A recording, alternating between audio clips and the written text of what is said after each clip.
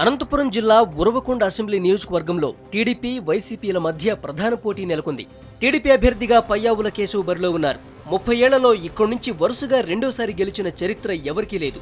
అలాంటి రికార్డును 2009లో బద్దలు కొట్టారు పయ్యావుల కేశవ్. ఈసారి హ్యాట్రిక్ సాధించాలన్న గట్టి పట్టుదలతో ఉన్నారు పయ్యావుల కేశవ్.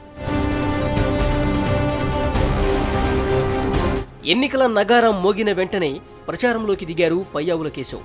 సోదరుడు, కుటుంబ సభ్యులతో కలిసి నియోజకవర్గంలో కలియ తిరుగుతున్నారు.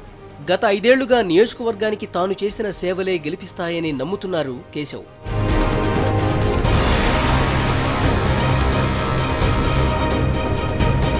వైసీపీ అభ్యర్థిగా విశ్వేశ్వరరెడ్డి పోటీలో ఉన్నారు. కేశవ్పై విశ్వేశ్వరరెడ్డి పోటీ చేయటం ఇది మూడోసారి. 2004లో కాంగ్రెస్తో పొత్తులో భాగంగా సిపిఎం టికెట్పై బరిలో నిలిచారు విశ్వేశ్వరరెడ్డి. తర్వాత 2009లో కాంగ్రెస్ టికెట్పై పోటీ చేసి ఓటమి పాలయ్యారు. ముచ్చటగా మూడోసారి అదృష్టాన్ని పరీక్షించుకుంటున్నారు. విశ్వేశ్వరరెడ్డిపై 2 సార్లు ఓడిపోయారన్న సానుభూతి జనంలో ఉంది. మాజీ ఎమ్మెల్సీ శివరామిరెడ్డి కుటుంబం పార్టీలోకి రావటం విశ్వేశ్వరరెడ్డికి ప్లస్ పాయింట్గా మారింది. వైఎస్ హయాంలో అమలైన సంక్షేమ పథకాలు, జగన్ చరిష్మా తనను గెలిపిస్తాయన్న ధీమాతో ఉన్నారు విశ్వేశ్వరరెడ్డి. మొత్తం మీద ముచ్చటగా మూడోసారి గెలిచి ఉరవకొండ చరిత్రను తిరగరాయాలని కేశవ్ భావిస్తుంటే, మూడోసారైనా విజేతగా నిలవాలన్న గట్టి పట్టుదలతో ఉన్నారు విశ్వేశ్వరరెడ్డి.